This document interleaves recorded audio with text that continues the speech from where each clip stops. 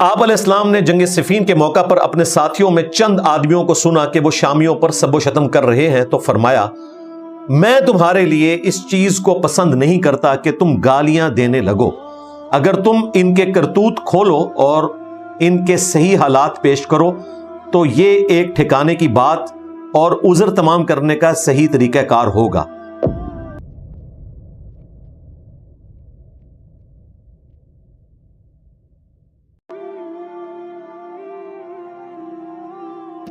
سیدنا مولا علی رضی اللہ تعالیٰ عنہ علیہ السلام کے خطبات کا مجموعہ نہج البلاغہ، اس میں سے ایک خطبہ ان کے گوشت گزار کروں گا۔ میں کافی دفعہ نہج البلاغہ سے درس دے چکا ہوں، لیکن آج کی گفتگو کے حوالے سے ورڈ بائی ورڈ یہ خطبہ نمبر 204 ہے، اور اس کی ہیڈنگ ہے کہ جب میدان صفین میں مولا علی نے کچھ لوگوں کو سنا کہ وہ شامیوں پر سب و شتم کر رہے ہیں تو اس موقع پر آپ نے وہاں ایک خطبہ دیا۔ اب جنگ ایک ایسا موقع ہے جس میں آپ نے اپنے جو جنگجو لوگ ہیں ان کا مورائل بلند کرنا ہے۔ وہاں پہ نعرہ بازی بھی ہوتی ہے، مخالفین کے خلاف بولا بھی جاتا ہے، لیکن اس موقع پر بھی مولا علی نے سب و شتم کرنے کی اجازت نہیں دی۔ اب آپ دیکھیں الفاظ کیا ہیں۔ آپ علیہ السلام نے جنگ صفین کے موقع پر اپنے ساتھیوں میں چند آدمیوں کو سنا کہ وہ شامیوں پر سب و شتم کر رہے ہیں تو فرمایا، میں تمہارے لیے اس چیز کو پسند نہیں کرتا کہ تم گالیاں دینے لگو۔ اگر تم ان کے کرتوت کھولو اور ان کے صحیح حالات پیش کرو تو یہ ایک ٹھکانے کی بات اور عذر تمام کرنے کا صحیح طریقہ کار ہوگا۔ تم گالم گلوچ کی بجائے یہ کہو کہ اے خدا، ہمارا بھی خون محفوظ رکھ اور ان کا بھی، اور ہمارے اور ان کے درمیان اصلاح کی صورت پیدا کر اور انہیں گمراہی سے ہدایت کی طرف لا تاکہ حق سے بے خبر حق کو پہچان لیں، گمراہی اور سرکشی کے شیدائی اس سے اپنا رخ موڑ لیں۔ یہ خطبہ مکمل ہوا۔ اس میں مولا علی نے واضح اپنے ماننے والوں کو میدان جنگ میں بھی کہا کہ سب و شتم نہیں کرنا۔ حیران کن بات ہے، یہ سیم خطبہ اہل سنت کے ہاں المستدرک للحاکم میں پایا جاتا ہے۔ اس میں کچھ اور الفاظ بھی ہیں۔ اس میں ایک کریٹیکل جملہ ہے کہ مولا علی نے فرمایا، اہل شام کو گالی مت دو، ان کی برائی کو برا کہو۔ ایک ترجمہ یہ ہوا کہ ان میں جو برے ہیں ان کو ایکسپوز کرو، اوورال اہل شام کو برا مت کہو، کیونکہ نبی علیہ السلام نے اہل شام کے بارے میں پریڈکشنز فرمائی ہیں۔ اچھا، وہ پریڈکشنز وہ ہیں جن کو آج کل چند ناسبی علماء نے اٹھا کے تو جنگ صفین میں حضرت علی رضی اللہ تعالیٰ عنہ کے مقابلے پر حضرت معاویہ رضی اللہ تعالیٰ عنہ کو صحیح ثابت کرنے کے لیے یوز کیا کہ جی اہل شام کی تو اتنی برکات ہیں، ان کی تو اتنی تعریفیں، حالانکہ وانتم تعلمون، انہیں پتا ہے کہ یہ اہل شام وہ ہیں جو قرب قیامت میں ہوں گے، کیونکہ یہ احادیث قرب قیامت سے متعلق ہے۔ اسی حدیث کے اندر آگے چل کر امام محمد مہدی کا بھی ذکر ہے کہ وہ شام میں اس وقت آئیں گے، اور شام کا ماحول کیا ہوگا وہ سارا مولا علی نے ڈسکس کیا ہے۔ ہم انشاءاللہ تعالیٰ اس کو ڈسپلے کروا دیں گے۔ مقصد یہ ہے کہ اہل شام کے جو فضائل آپ بیان کرتے ہیں یہ قرب قیامت سے متعلق ہے۔ اچھا دیکھیں، دوسری طرف یہ بڑے عجیب ہیں ناسبی لوگ، جب ان کی جہادی تنظیمیں پچھلے دنوں داعش کی شکل میں سامنے آئیں تو اس وقت یہ شام والی ساری حدیثیں ان کے اوپر لگا رہے تھے۔ اگر یہ آج کے دور جو ان کے نزدیک قرب قیامت کا دور ہے اس سے متعلق ہے تو یہ جنگ صفین پہ کیسے لگ گئی؟ تو یہ ہر دفعہ کوئی بھی اس قسم کی چیز سامنے آتی ہے تو ایک ٹکٹ میں وہ مزہ لوٹنے کی کوشش کرتے ہیں۔ تو یہ میں نے اس لیے بیان کیا کہ بعض لوگ ان ناسبیوں سے دھوکہ کھاتے ہیں اور وہ شام والی حدیث لے کر تو مولا علی کے اوپر لان تان کرنا شروع کر دیتے ہیں۔ یہاں میں موقع غنیمت جانتے ہوئے نہج البلاغہ سے مولا علی علیہ السلام کا ایک خط بھی پریزنٹ کروں گا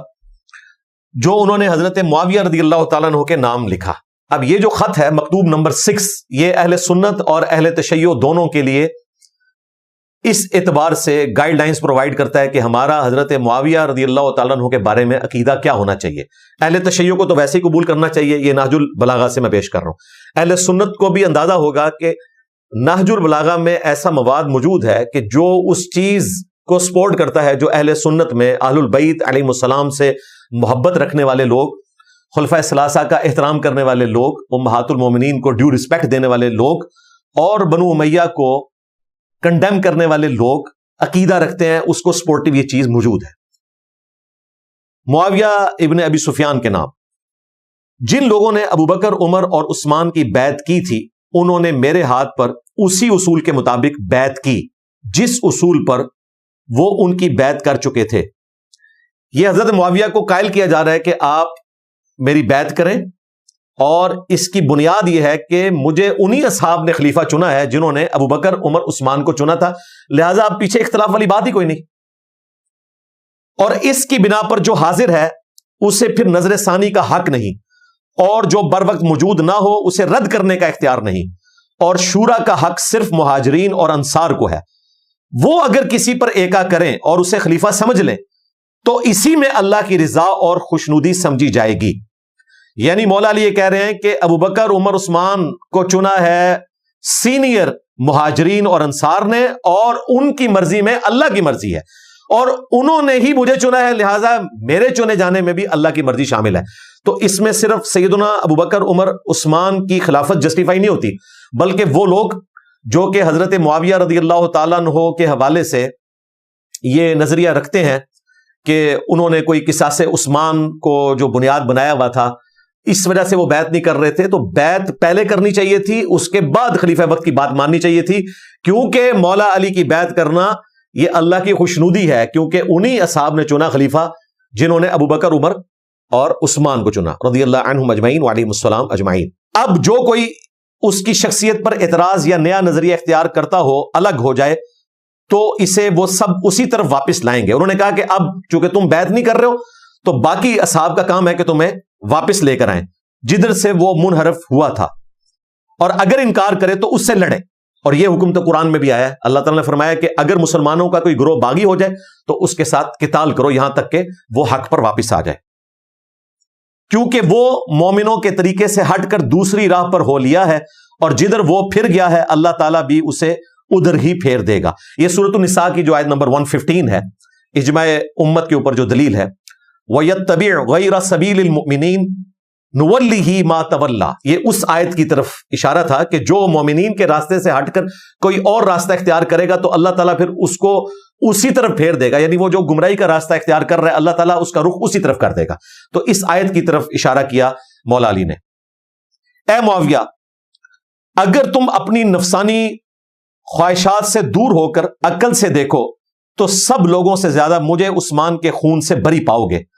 مگر یہ کہ تم بہتان باندھ کر کھلی ہوئی چیزوں پر پردہ ڈالنے لگے ہو۔ والسلام، اینڈ پہ انہوں نے سلام بھی لکھا،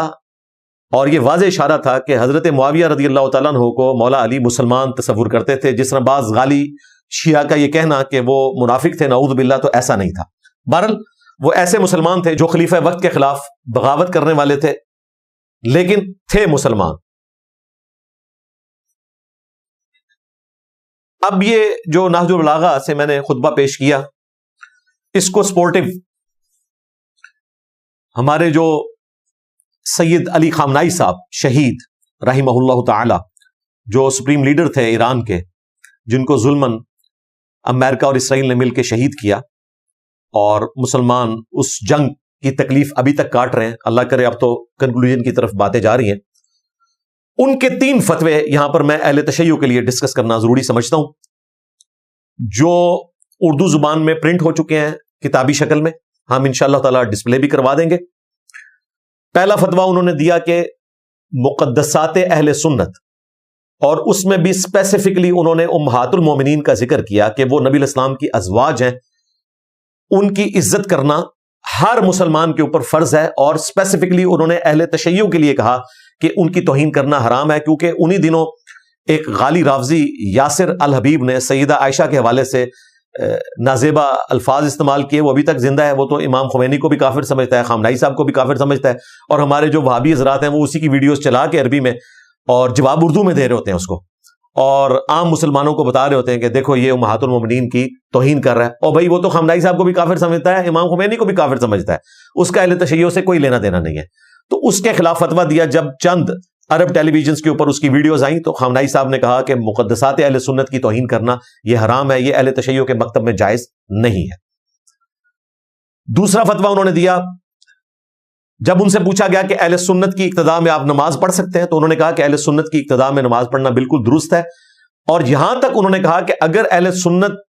کی حکومت آپ کو باؤنڈ کرے کہ آپ نے ہاتھ باندھ کر نماز پڑھنی ہے، تب بھی آپ اہل سنت امام کے پیچھے نماز پڑھیں، الگ سے اپنی جماعت قائم نہ کریں۔ اور پریکٹیکلی ہم دیکھتے ہیں سعودی عرب کے اندر حرمین میں آپ کو اہل تشیع امام کعبہ کے پیچھے مسجد نبوی کے امام کے پیچھے نماز پڑھتے ہوئے نظر آئیں گے اور الگ سے اپنی جماعت نہیں کروائیں گے. اور ان کے امام کا فتویٰ تو یہ ہے کہ اگر وہ ہاتھ باندھ کر حکم دیں تو آپ نے ہاتھ باندھ کر نماز پڑھنی ہے. حالانکہ شیعہ کی فقہ میں مسئلہ یہ بتایا جاتا ہے کہ ہاتھ باندھنے سے نماز فاسد ہو جاتی ہے. ہمارے نزدیک تو یہ بالکل باطل ہے. ہاتھ باندھ کر نماز پڑھنا بھی سنت ہے, ہاتھ چھوڑ کر نماز پڑھنا بھی سنت ہے. آج ٹاپک نہیں ہے. بہرحال یہ بڑی جرت دکھائی خامنائی صاحب نے. اور تیسرا فتویٰ جب ان سے پوچھا گیا, یہ چھریوں کے ذریعے ماتم کرنا, اپنے جسم کو زخمی کرنا, آگ پر ماتم کرنا, گولی کا ماتم کرنا, اس کے بارے میں شرعی حکم کیا ہے, تو انہوں نے بڑے سخت الفاظ استعمال کیے کہ یہ تمام بدعات ہیں اور یہ دین کی بدنامی کا ذریعہ ہے. اس قسم کی کسی ایکٹیویٹی کو انہوں نے سپورٹ نہیں کیا کہ جس میں آپ اپنے جسم کو نقصان پہنچائیں. تو یہ 3 فتوے اہل تشیع کے لیے میں نے رکھے ہیں اور اہل سنت کی ایجوکیشن کے لیے. اب آ جائیں اہل سنت کی کتابوں کی طرف. ایک بڑی مشہور حدیث آپ نے بچپن سے سن رکھی ہے, لیکن ہمارے علماء نے وہ بھی ہمیں آدھی بتائی. وہ حدیث صحیح بخاری اور صحیح مسلم دونوں میں موجود ہے. میرے صحابہ کو گالی مت دو, اگر تم احد پہاڑ کے برابر سونا بھی خیرات کر دو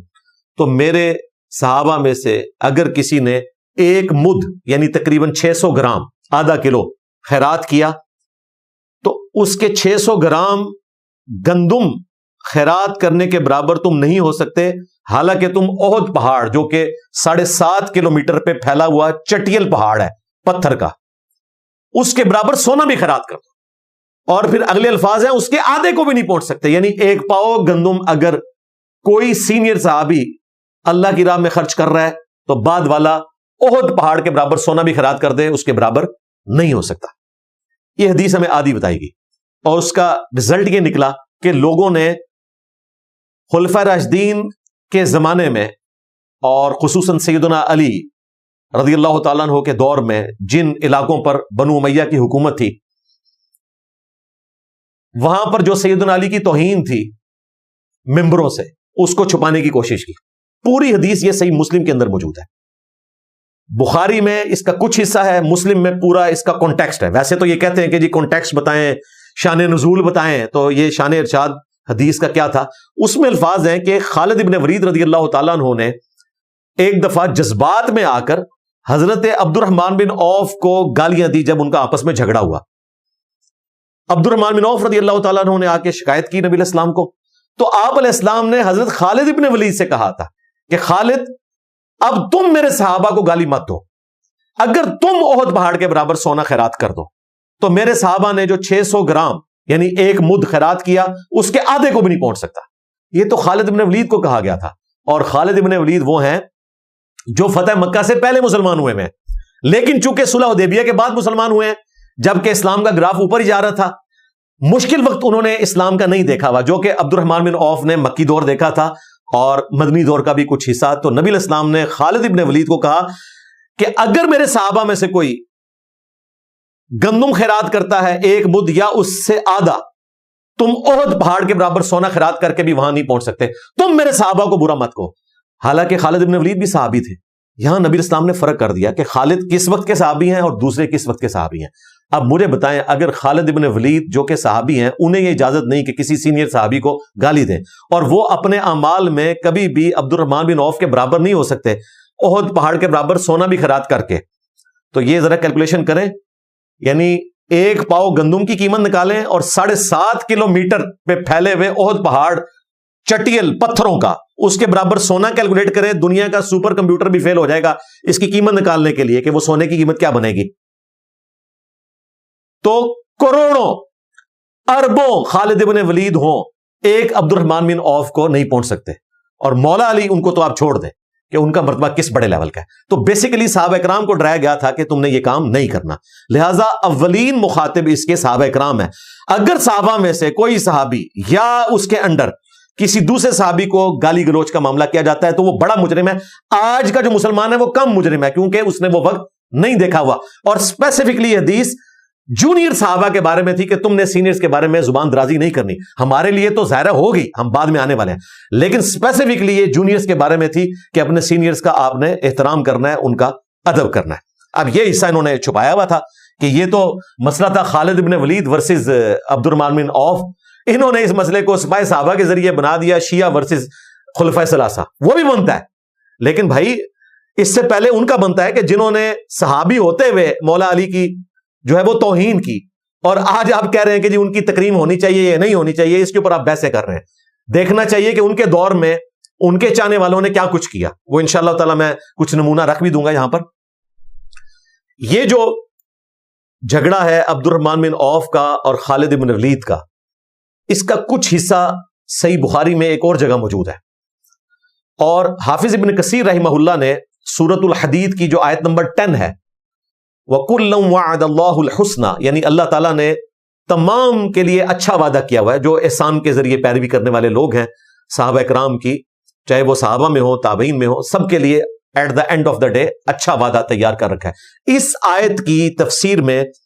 اس حدیث کو بھی لے کے آئے ہیں، اور وہاں پہ انہوں نے یہ بتایا کہ یہ جھگڑا کس موقع پر ہوا تھا، جبکہ بنو جذیمہ جنہوں نے اس وقت اسلام قبول کیا لیکن بیچارے جاہل لوگ تھے، ان کو اپنے اسلام کی اناؤنسمنٹ کرنے کا طریقہ نہیں پتا تھا،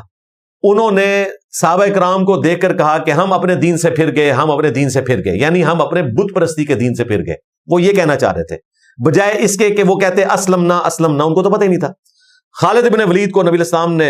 اسی قبیلے کی طرف بھیجا تھا، انہوں نے آؤ دیکھا نہ تاؤ ان کو قتل کرنا شروع کر دیا۔ وہاں پہ عبد الرحمن بن عوف کا جھگڑا ہو گیا ان کے ساتھ، اور وہاں پہ یہ سارا واقعہ پیش آیا۔ عبداللہ ابن عمر نے بھی قتل کرنے سے انکار کر دیا، انہوں نے باقاعدہ پھر اس حدیث کو روایت بھی کیا، مسند احمد میں بھی ہے، بخاری میں تفصیل کے ساتھ ہے۔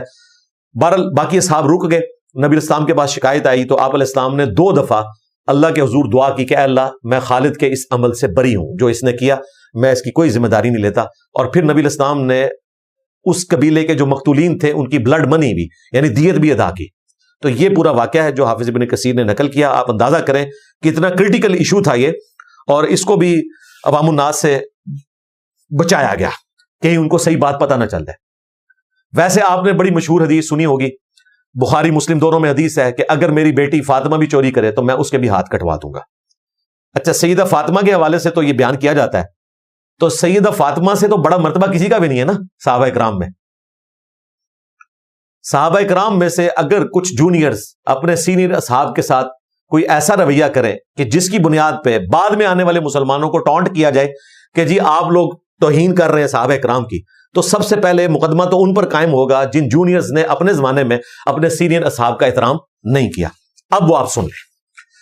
صحیح بخاری اور صحیح مسلم دونوں میں موجود ہے، آل مروان یعنی بنو امیہ، ان میں سے ایک شخص مدینے کا گورنر بنا۔ ہمارے جو حضرت معاذ اللہ ہیں، گلے پھاڑنے والی سرکار، ٹرمپ کے ناشتے والی سرکار، ہشام الہی ظہیر صاحب حفظہ اللہ تعالی، وہ کہتے ہیں وہ نامعلوم کوئی شخص تھا جی۔ اچھا، وہ نامعلوم شخص تھا، صحابہ زندہ ہیں اور وہ گورنر ہے، تو میں نے کہا تھا وہ نامعلوم نہیں تھا، وہ جمعیت اہل حدیث مدینہ کا امیر تھا۔ لو سامو، نامعلوم تو نہیں تھا، معلوم ہی تھا، اور بلا رہا ہے وہ ایک صحابی کو، سہل ابن سعد الساعدی کو، اور یہ وہ صحابی ہے جو شیان علی میں سے ہیں، جو بخاری مسلم کی اس حدیث کو روایت کر رہے ہیں کہ اللہ کی قسم میں سب سے زیادہ جانتا ہوں اس بات کو کہ احد کے موقع پر جب نبی علیہ السلام کے دانت شہید ہوئے تو نبی علیہ السلام کا زخم کون دھو رہا تھا اور مرہم پٹی کس نے کی تھی۔ انہوں نے کہا کہ خون بہ رہا تھا، مولا علی ڈھال کو الٹا کر کے اس میں پانی لے کر آئے اور سیدہ فاطمہ نے اس زخم کو دھویا، اور جب خون نہیں رکتا تھا تو سیدہ فاطمہ نے ایک کپڑے کو جلا کے اس کی راکھ وہاں پر رکھی، اینٹی سیپٹک بھی ہوتی ہے، خون بھی روک دیتی ہے، تو خون رک گیا۔ یہ حدیث بخاری مسلم دونوں میں موجود ہے۔ چونکہ بنو امیہ کا دور تھا تو وہ مولا علی اور سیدہ فاطمہ کے فضائل بیان کرتے تھے کہ بھئی احد کے موقع پر مولا علی اور سیدہ فاطمہ حضور کو چھوڑ کر نہیں گئے۔ ظاہر ہے وہ تو سمجھ لیں ڈائریکٹ اولاد تھے نا، نبی علیہ السلام کے ساتھ ان کا ایک خونی رشتہ بھی بنتا تھا۔ تو یہ وہ سہل ابن سعد الساعدی ہیں، ان کو جمعیت اہل حدیث مدینہ کے گورنر نے اس وقت بلایا، آل مروان، صحابہ اکرام کے دور میں، اور یہ ایٹ لیسٹ جو ہے وہ حضرت معاویہ کا دور ملوکیت بنتا ہے۔ اس دور میں بلوا کے ان کو کہا گیا کہ آپ حضرت علی کے اوپر سب و شتم کریں، تو انہوں نے انکار کر دیا۔ تو گورنر نے کہا کہ آپ بس اتنا کہہ لو لعن اللہ ابا تراب، نعوذ باللہ، کوڈ ورڈ میں بات کرو کہ ابو تراب پہ اللہ کی لعنت، تم یہ نہ کہو کہ علی ابن ابی طالب پہ۔ علی نام سے بھی چڑھتے تھے نا، علی کا مطلب ہے اونچی شان والا، العلی اللہ کا نام بھی ہے، اور علی صرف ہوگا تو وہ مولا علی کا نام ہے، اور ابو تراب مٹی والا وہ اس کو حقیر سمجھتے تھے، تو اس وجہ سے وہ مولا علی کو ابو تراب کہتے تھے، حالانکہ ابو تراب سیدنا علی کو بڑا پسند تھا۔